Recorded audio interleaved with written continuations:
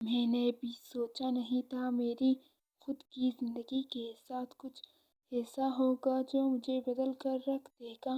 میری زندگی کی کہانی بہت عجیب ہے۔ میں جب کالج میں پڑھ رہا تھا، جب گاؤں اپنی حویلی گیا، مارچ کے مہینے کا آغاز ہو چکا تھا، مگر مسلسل ایک ہفتے سے ہونے والی بارشوں کی وجہ سے موسم خاصا خوشگوار ہو گیا تھا۔ اس وقت بھی آسمان کو سیاہ بادلوں نے ڈھانپ رکھا تھا۔ اس خوشگوار موسم میں پورا گاؤں خاموشی کی چادر اوڑھے سو رہا تھا۔ رات آدھی سے زیادہ بیت چکی تھی، مجھے نیند نہیں آ رہی تھی، اس لیے میں چھت پر ٹہل رہا تھا۔ خاموشی کے عالم میں کہیں کسی درخت سے الو کے بولنے کی آواز سنائی دے رہی تھی۔ تبھی دور سامنے سے ایک سیاہ پرندہ اڑتا ہوا ہمارے حویلی کے پاس ایک قبرستان سے نما مکان کی چھت پر آ کر بیٹھ گیا۔ یہ سیاہ پرندہ عام پرندوں کی نسبت کچھ بڑا تھا۔ اس کے سیاہ پروں میں کہیں کہیں سنہری رنگ کی جھلک بلب کی روشنی میں صاف دکھائی دے رہی تھی، جو اس کے سیاہ رنگ کو اور بھی خوبصورت بنا رہی تھی۔ پر جب وہ پرندہ اور اوپر کو میری طرف دیکھ رہا تو پتہ نہیں کیوں اس کے دیکھنے سے مجھے خوف محسوس ہوا۔ پھر اپنے ذہن میں آئے وہم کو دور کیا۔ وہ ایک پرندہ ہے، میں بھلا کیوں اس پر اتنی توجہ دے رہا ہوں؟ ہمارے حویلی کے ساتھ ایک پرانا مکان تھا، جس کے قریب سے بھی کوئی نہیں گزرتا تھا۔ دادا ابو نے مرتے وقت وصیت بھی کی تھی، کبھی اس گھر میں کوئی داخل نہ ہو، پر کبھی اس گھر میں نے اپنے بچپن گزارا تھا۔ پر اب اس گھر کی حالت قبرستان جیسی ہو چکی تھی، اور وہ سیاہ پرندے نے چھت سے اڑ کر اس مکان کے گرد 7 چکر لگائے اور پھر اس مکان کے صحن میں اتر گیا۔ پھر مکان کے صحن میں بیٹھ کر اطراف میں دیکھنے لگا، اور تب ہی اس طرح کا ایک اور پرندہ اڑتا ہوا اس کے پاس آیا۔ سرخ پروں والے پرندے نے عجیب سی آواز نکالی، جس نے اس مکان کی خاموشی کو ختم کیا۔ یوں لگا جیسے اس نے اپنی زبان میں کچھ کہا ہو۔ میرے لیے یہ سب ایک سحر انگیز منظر تھا، اور چند لمحوں میں ہی وہ دونوں پرندے غائب ہو گئے، یوں جیسے وہاں کوئی تھا نہیں، مگر کوئی نہیں جانتا تھا کہ پرندوں کے روپ میں یہ کون تھے اور مجھ پر کیا قیامت ٹوٹنے والی ہے۔ میں تب اس بات کو بھول چکا تھا اور اپنی زندگی میں مصروف ہو گیا، اور اب جب سے گاؤں سے آیا تھا مجھے ایسا محسوس ہوتا جیسے کوئی مجھے پکارتا ہے، ایک سریلی آواز میرا پیچھا کرتی ہے۔ میں اپنے خوابوں پر زیادہ دھیان نہیں دیتا تھا، مجھے لگتا تھا خواب بس خواب ہوتے ہیں۔ ہم جو کچھ سوچتے ہیں، جو کچھ دیکھتے ہیں، وہ خوابوں میں آ کر ہمیں پریشان کرتے ہیں۔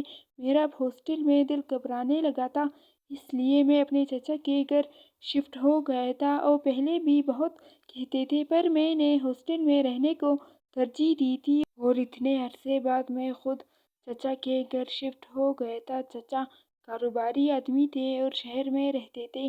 گاؤں میں بس میرے ابا تھے، جو دادا ابو کے جانے کے بعد ان کے آستانے کو چلا رہے تھے۔ میرے ابا اور چچا 2 بھائی تھے، اور چچا کی 2 بیٹیاں تھیں، اور میری ایک چھوٹی بہن تھی۔ میں کچھ دیر گھر کو دیکھتا رہا، چہل قدمی کرتا رہا، جب مجھے احساس ہوا کوئی مجھے دیکھ رہا ہے۔ جب ارد گرد نظر دوڑائی تو کوئی بھی نہیں تھا۔ مجھے اب ہر وقت یہی وہم رہتا تھا جیسے کوئی مجھے دیکھ رہا ہے۔ مجھے پھر سے گھبراہٹ محسوس ہونے لگی تھی، ایسا لگا جیسے میرا دم گھٹ جائے گا، اور میں ہاسٹل سے ابھی اسی لیے نکلا تھا، وہاں بھی مجھے ایسا ہی احساس ہوتا تھا جیسے کوئی مجھے دیکھ رہا ہے، مجھے پریشان کرنے کی کوشش کر رہا ہے۔ تبھی چچا نے مجھے پکارا، کہنے لگے، ہاں تو برخوردار، پھر کیسا لگا گھر؟ تم تو اپنے چچا سے ایسے دور رہتے تھے جیسے میں کوئی جن بھوت ہوں، اب اتنے سالوں بعد ہمارے گھر آئے ہو، میں تمہیں اب یہاں سے جانے نہیں دوں گا، خاص کر تب تک جب تک تمہاری پڑھائی مکمل نہیں ہو جاتی۔ اور چچا نے کہا، جانتے ہو بیٹا، میری بہت خواہش تھی میرا کوئی بیٹا ہوتا، میرا وارث ہوتا، پر جب تم پیدا ہوئے تو بھائی صاحب نے کہا، پریشان کیوں ہوتے ہو، عماد بھی تمہارا بیٹا ہے، اور تمہیں تمہارے ماں باپ سے زیادہ ہم نے پالا تھا، تم کبھی مجھ سے دور نہیں رہتے تھے۔ اور جانتے ہو جب میں گاؤں سے شہر آیا، کیونکہ مجھے بابا سائی کے کام سے کوفت ہوتی تھی، اس لیے نہیں وہ پورا کام کرتے تھے، بلکہ اس لیے کیونکہ میرا وہ سب شوق نہیں تھا۔ مجھے لگتا تھا میرے جیسا گنہگار انسان یہ کام نہیں سنبھال سکتا، اور تب تم میرے ساتھ نہیں آتے تھے۔ مجھے اس دن لگا تم میرے بیٹے نہیں بلکہ بھتیجے رہو گے۔ اگر میرے بیٹے ہوتے تو میرے ساتھ آتے، تم کبھی کبھار مجھ سے ملنے آتے تو مجھے بہت اچھا لگتا۔ پر ایک حادثے کے بعد سب کی زندگیاں بدل گئی۔ تم لوگ ہمیشہ کے لیے اپنی حویلی میں شفٹ ہو گئے اور میں شہر کا ہو کر رہ گیا۔ اس حادثے میں بہت کچھ کھو دیا میں نے، اور اب جب تم اتنے سالوں بعد یہاں آئے ہو تو میں تمہیں بتا نہیں سکتا میں کتنا خوش ہوں۔ مجھے ایسے لگ رہا ہے جیسے میں پھر سے جینے لگا ہوں۔ چچا سائی کی بات سن کر مجھے شرمندگی ہو رہی تھی۔ وہ کتنی محبت کرتے تھے مجھ سے، اور میں ہر بار ان سے دور ہو جاتا تھا کیونکہ اماں کہتی تھیں ہمارا کوئی رشتہ نہیں تمہارے چچا سے، اس کی وجہ سے تمہاری پھوپھو کی جان گئی ہے۔ پر کون سی پھوپھو اور کون سا حادثہ؟ میری تو کوئی پھوپھو ہی نہیں تھی۔ کسی نے مجھے سچائی نہیں بتائی تھی، اور بابا سائی اپنے بھائی سے دور نہیں رہتے تھے۔ اور اب میں کیوں چچا کے گھر آیا تھا؟ ہاسٹل میں کیا تھا جو مجھے سکون نہیں لینے دے رہا تھا؟ مجھے کچھ بھی سمجھ نہیں آ رہا تھا، پر طبیعت میں ایک بے چینی تھی، ایک ایسی بے قراری جس کا میں اندازہ نہیں لگا پا رہا تھا۔ کچھ دن ایسے ہی گزرے۔ میرا پڑھائی میں دل نہیں لگ رہا تھا۔ میں جیسے کسی چیز پر دھیان لگانے کی کوشش کرتا تو مجھے کسی نسوانی آواز سنائی دیتی تھی، جیسے اس نے میرے کان کے قریب سرگوشی کی ہو۔ مجھے ایک خوف سا محسوس ہونے لگا تھا۔ میں کالج سے واپس گھر لوٹ آیا اور سوچا بابا سائی سے بات کروں گا، میرے ساتھ کیا ہو رہا ہے۔ اگر ایسے سب رہا تو میں پاگل ہو جاؤں گا۔ رات کو بھی سوتا تو ایسے لگتا جیسے کوئی میرے قریب آ کر لیٹا ہو، کسی نے مجھے چھونے کی کوشش کی ہو، اور اب تو آئینہ دیکھنے بھی مجھے ایسا لگتا جیسے یہ میں نہیں ہوں۔ میری حالت عجیب سی ہوتی جا رہی تھی۔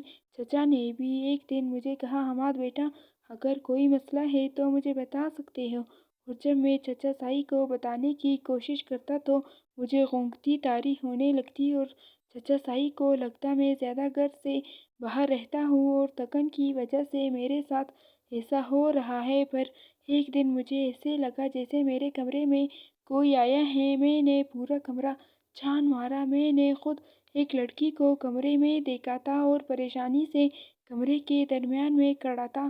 جب میری کزن، جس کو بابا سائی میرے لیے منتخب کر چکے تھے، جس کو کبھی میں نظر اٹھا کر بھی دیکھا نہیں تھا، اور نہ گھر کی عورتوں کو اجازت نہیں تھی نامحرم مردوں کے سامنے جانے کی، اور ابھی ہادیہ میرے لیے نامحرم تھی، اس لیے کبھی ایسا نہیں ہوا تھا۔ وہ ویسے میرے کمرے میں آئی اور اس نے پیچھے سے آ کر مجھے ڈرانے کی کوشش کی تو مجھے بہت غصہ آیا، اور اس بے حیا کو اور نہ جانے کیا کیا بول دیا، اور وہ آنسو بہاتی ہوئی کمرے سے باہر چلی گئی۔ پر مجھے وہ بہت اچھی لگی تھی اور دل ملامت کر رہا تھا میں نے اتنا غصہ کیوں کر دیا، اور مجھے یقین ہو گیا ہادیہ کمرے میں چھپی ہوئی ہوگی۔ یہی سوچتے ہوئے رات آدھی سے زیادہ بیت چکی تھی جب دور کہیں سے الو کے بولنے کی آواز آئی۔ میں جو کافی دیر سے سونے کی کوشش کر رہا تھا، اس آواز کو سن کر اٹھ بیٹھا۔ بھلا یہ آواز یہاں کیوں سنائی دے رہی تھی؟ یہ کوئی ویران علاقہ یا گاؤں نہیں تھا، میں تو چچا کے گھر شہر میں موجود تھا، پر یہ آواز کیوں؟ اور تبھی یہ باہر صحن میں کسی چیز کے گرنے کی آواز آئی۔ یوں لگا جیسے کوئی شیشے کی چیز ٹوٹی ہے۔ مجھے لگا کہیں کوئی چور کے گھر میں گھس آیا ہو۔ جلدی سے جوتا پہنا اور صحن میں جھانکا۔ رات کی تاریکی میں چاند کی روشنی کی وجہ سے کچھ اجالا تھا۔ صحن میں لگا ہوا بلب بجھ چکا تھا، جبکہ چچی کی عادت تھی وہ صحن کی لائٹس ہمیشہ آن رکھتی تھیں۔ تھوڑا سا آگے بڑھا تو پیروں سے کوئی چیز ٹکرائی۔ یہ کانچ کے چھوٹے چھوٹے ٹکڑے تھے، اور تب سمجھ آئی شاید صحن کا بلب ٹوٹ کر گرا ہے، پر کیسے؟ میں نے موبائل کی ٹارچ آن کی اور تبھی میرے سر کے اوپر سے ایک پرندہ اڑتا ہوا گیا۔ اس کے پروں کی پھرپھراہٹ صاف سنائی دی۔ میں نے جلدی سے سر نیچے کر لیا اور وہ پرندہ اڑتا ہوا سامنے دیوار پر بیٹھ گیا۔ میں اس پرندے کو دیکھ کر حیران تھا۔ یہ وہی سیاہ پرندہ تھا جس کو کافی عرصہ پہلے گاؤں کے حویلی کے پاس دیکھا تھا جس کے پروں میں سنہری رنگ کی کسی سونے کی طرح چمک رہا تھا۔ اب دیوار پر بیٹا میری طرف دیکھ رہا تھا۔ میں نے ہمت کر کے قدم اس دیوار کی طرف بڑھا دیے جہاں وہ پرندہ بیٹھا تھا، مگر جیسے جیسے میں اس پرندے کے قریب جا رہا تھا اس کا سائز بڑھتا جا رہا تھا۔ اس سے پہلے کہ میں اس پرندے کے قریب جاتا اس پرندے نے ایک خوفناک آواز نکالی اور دھوئے کی شکل میں اڑ گیا اور ایک عجیب مہک نے مجھے اپنے شہر میں جکڑ لیا۔ میں اپنے کمرے میں لوٹ آیا اور سوچنے لگا، نہ جانے اس پرندے میں کیا تھا جس نے مجھے خوفزدہ کر دیا تھا، اور یہ پرندے اس گھر میں کیا کر رہے تھے، اور رات کے وقت کون سے پرندے ہوتے ہیں۔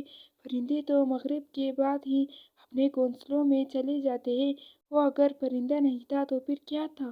یہی سوچتے سوچتے سو گیا جب خواب میں دیکھا ایک تاریک جنگل تھا جہاں پر میں بھاگے جا رہا تھا، یوں جیسے کوئی میرے پیچھے لگا ہو۔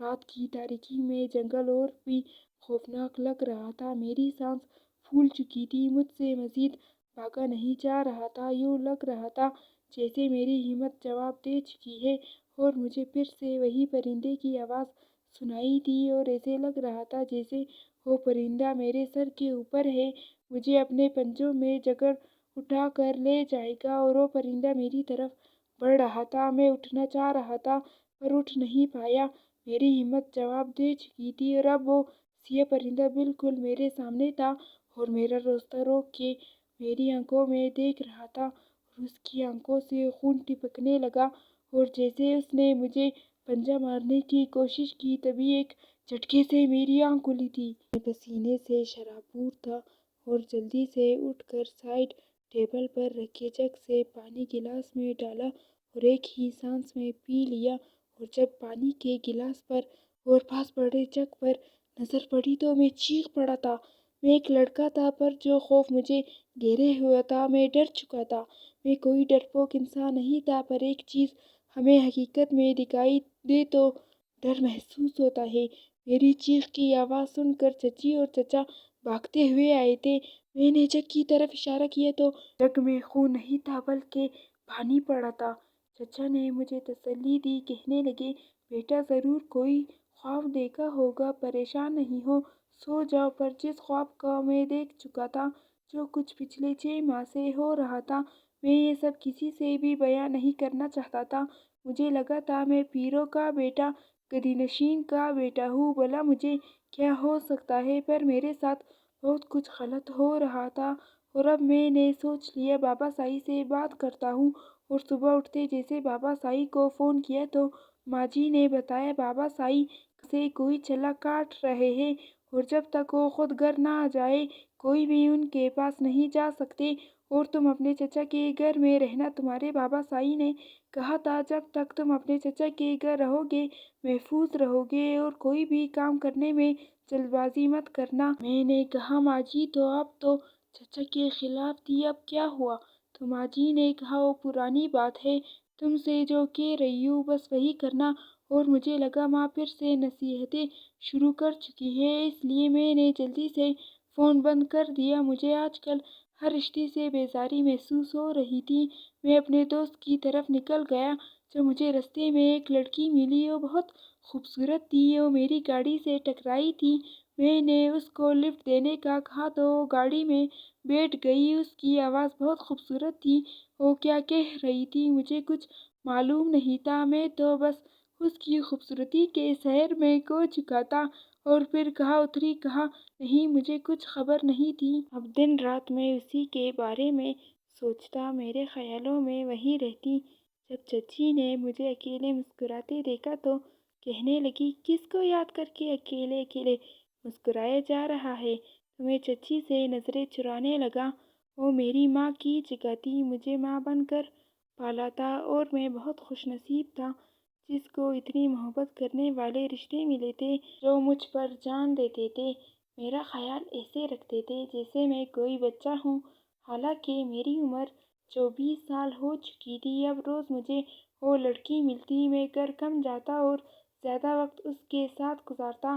وہ میرے بارے میں سب کچھ جاننے لگی، اور جب میں نے بتایا پہلے ہم ایک گھر میں رہتے تھے جو بہت خوبصورت گھر تھا۔ میرے بچپن کا آدھا حصہ اسی گھر میں گزرا ہے اور میری بہت خواہش ہے میں اس گھر کو دوبارہ سے کھولوں، اس گھر میں جاؤں، پر کیا کروں؟ دادا ابو نے اس کو حفاظتی اثار میں باندھ دیا تھا، وہاں کبھی کوئی داخل نہیں ہو سکتا، اور اماں کہتی ہے وہ گھر منحوس ہے۔ اس کے بعد ہم خاندانی حویلی میں شفٹ ہو گئے تھے جو دادا ابو کی تھی۔ میرے بابا سائی ایک سادہ زندگی گزارتے تھے، پہلے اس گھر میں رہتے تھے جو ایک مکان کی صورت تھا پر بہت خوبصورت تھا، پر اس گھر کو دادا ابو نے ہمیشہ کے لیے بند کروا دیا، اور پھر دادا ابو کے جانے کے بعد ان کی گدی کو سنبھال لیا تو لڑکی مجھ سے کہنے لگی، میری بہت خواہش ہے اس گھر کو دیکھنے کی، تم مجھے لے کر چلو گے وہاں؟ اور میں اتنے میں خوش ہو گیا تھا کیونکہ اسے دیکھ کر لگتا تھا وہ بھی مجھ سے محبت کرنے لگی ہے۔ اس دن میں بہت خوشی خوشی گھر آیا تھا، میں نے کسی کو بھی نہیں بتایا مجھے کسی سے محبت ہو چکی ہے۔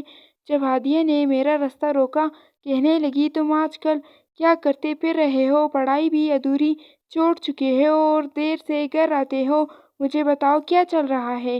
تو میں نے کہا، شریف گھروں کی لڑکیاں آدھی رات کو کسی نامحرم کا راستہ روک کر کھڑی نہیں ہوتی۔ ہم کزن ہیں تو اس کا یہ مطلب نہیں تم مجھ پر حق جمانے لگو، کزن ہو کزن بن کر رہو، بیوی بننے کی کوشش مت کرو۔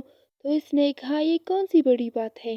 شاید تمہیں تائی جان نے بتایا نہیں، کچھ دنوں میں ہمارا نکاح ہے اور پھر تم پر بس میرا حق ہوگا۔ اور میں نے اس کا مذاق اڑایا، اس سے کہا، تمہاری بھول ہے، میں تم سے شادی کسی قیمت پر بھی نہیں کروں گا، میں کسی اور سے محبت کرتا ہوں اور اسی سے شادی کروں گا، تم میرے خواب دیکھنا چھوڑ دو۔